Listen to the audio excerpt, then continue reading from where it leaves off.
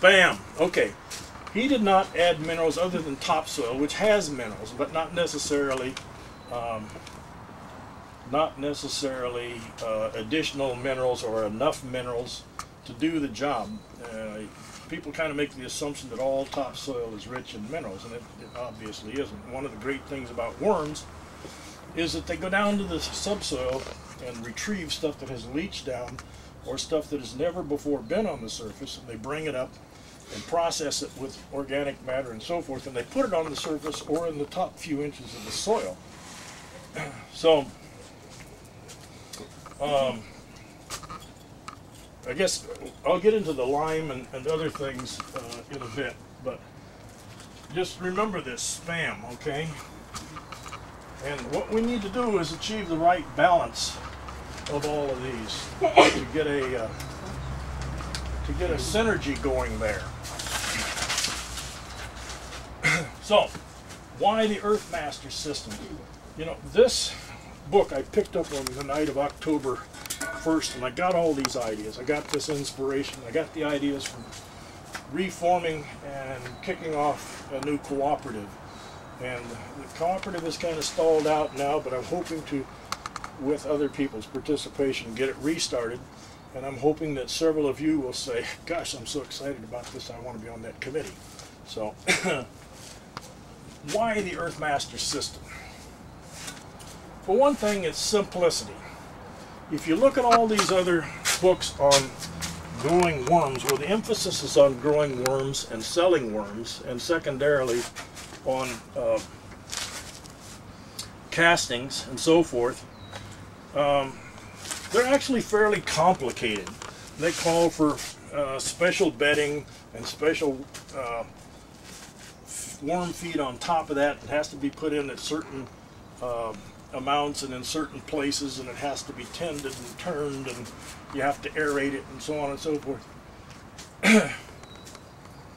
Barrett's system was very simple. You take this stuff, the ingredients, you mix it up, you put it in the bed, you leave it alone for a couple months, water it, and voila, it's totally digested. It's totally turned into worms, worm castings, and you can harvest the worms off the top within about 2 months. He did an experiment where he took all the materials, and instead of mixing them, he just layered them in one of these bins. And he waited 4 months, because it takes longer if you don't break it down for him. 4 months, he couldn't tell one thing from another. It was all worm castings. So, if you chop up this stuff, you make it into a mix, and you add some minerals and some lime and some corn mash or whatever, they gobble this stuff up, depending on the temperature, in probably 2 months. Within, I think it's within 1 month, I could be wrong, maybe it's 2 months, Connie would know, the worms are ready to harvest. Before that, within 1 month, you can take the eggs out, and you can use the eggs to start a new bin, or take them out and put them on the soil and cover them with something. So the eggs can come out, the worms can come out, and then the castings can come out. Alright. The reason I like this is it's so simple. You don't have to worry about bedding and foods because it's all one thing.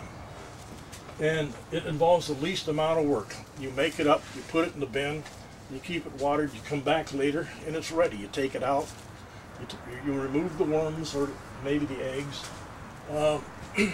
and you got the castings, and they're done. But you do need to sift them probably. You need to pile them up on a table like Greg is sitting on, and Connie could go into that, and then you take the worms out of that, and then you take the worms over and you put them in the next bin, or you sell them. And we might sell worms, we might sell worm tea, we might sell worm eggs, whatever. But the other thing about it is, it works. It works simply and beautifully. He made it work, and he established a whole farm by this method, and had, you know, like hundreds of dignitaries come to look at his farm. So we know it works. And so, as I said, it's my inspiration for doing all of this. So why not do compost? Well, maybe we can do compost, but you can compare them, worm castings as opposed to composting and compost. And I'm leaning toward doing the castings and maybe composting on the side because of the fact that overnight the earthworm turns this material into mineralized humus and eventually turns the whole bed of it into mineralized humus without you having to do a thing. Furthermore, and Connie, you can correct me if I'm wrong, with the worm in the bed, as long as the bed's not too deep and it's got air and other environmental conditions, it never gets higher than, let's say, 100 degrees, probably even lower.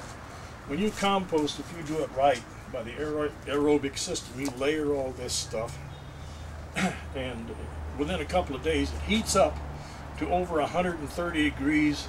Depending on how you do it, it might go 160 degrees. Well, that's great. Kills off the weed seeds. Worms eat weed seeds too. But it destroys the enzymes and vitamins. Chases the worms away. When it cools down, you know, maybe some of that comes back, because then you got a different kind of microbes that are working it after it's more or less heated up and decomposed partially and cooled off. Then you got to turn it so you make sure it's all processed, and it goes back up to 130 degrees maybe. All right. So anyway, that's the composting process. It may take you weeks, months, or longer to make it.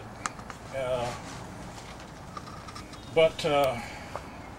after you make the hot compost, then after it is cooled, then you would use it for worm food.